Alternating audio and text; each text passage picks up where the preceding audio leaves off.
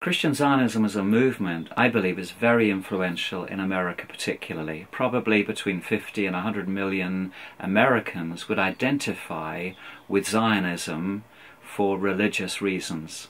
So, quite influential. How do you define Christian Zionism? Christian Zionism can be defined in several ways. It's religious or political or economic support for Zionism.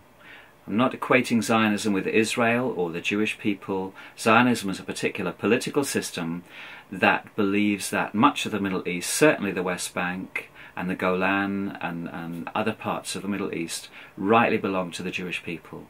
And therefore on religious grounds or strategic grounds, Christians, particularly in America, support the expansion and the consolidation of Israel's occupation out of the conviction that it's right and it's just. Another way of looking at the movement as a whole is to identify three different strands. You have the evangelical Christian Zionists, whose primary concern is reaching the Jewish people with the Christian message. They happen to be Zionists because they have a sympathy for Israel and what Israel has gone through and what Israel aspires to be. But they're primarily evangelistic, so they are religious in their fervour, and they're not so concerned about the future or about the political ramifications.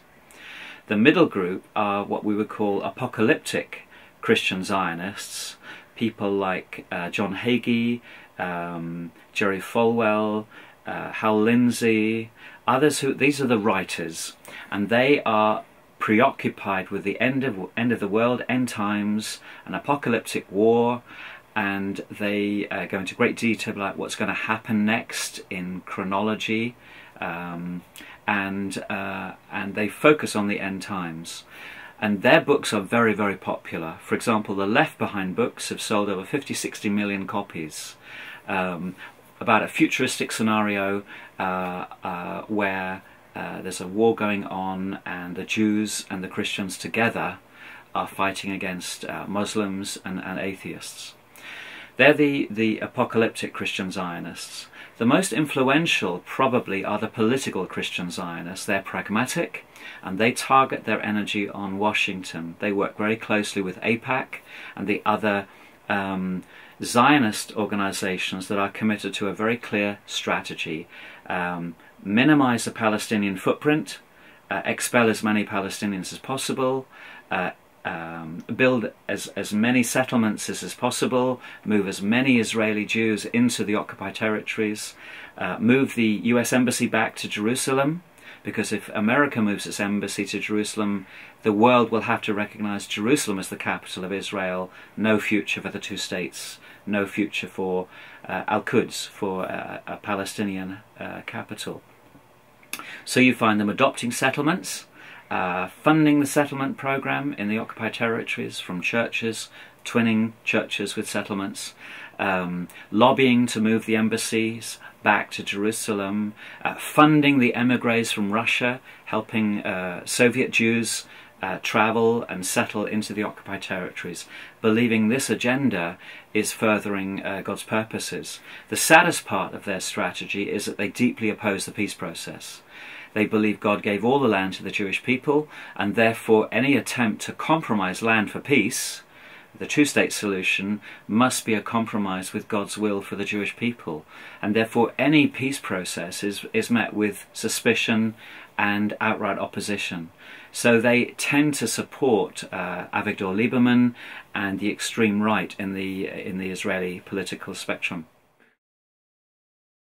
Can you name a single US serving politician critical of Israel? Not one. Why? Because it's political suicide to go against the Jewish lobby or the Zionist lobby. And we can't blame the Jewish people because they're 6% of, less than 6% of the US population. The Christian right, the Christian Zionist lobby, is probably 30-40% of American people.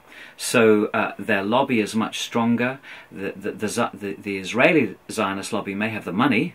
They may be able to fund both Republican and Democrat parties, but in terms of votes, it's the Christian right that matter.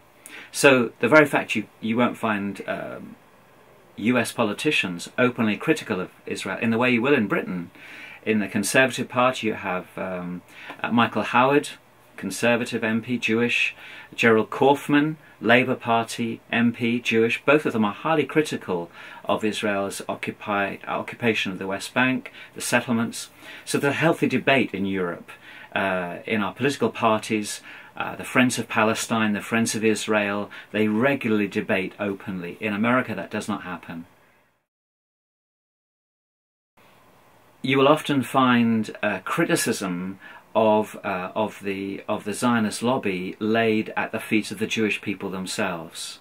And my contention in my research is that the Jewish community in America, as it is in Europe, is split, probably evenly split between Zionists and anti-Zionists. Some of the most vociferous, outspoken anti-Zionists are Jewish.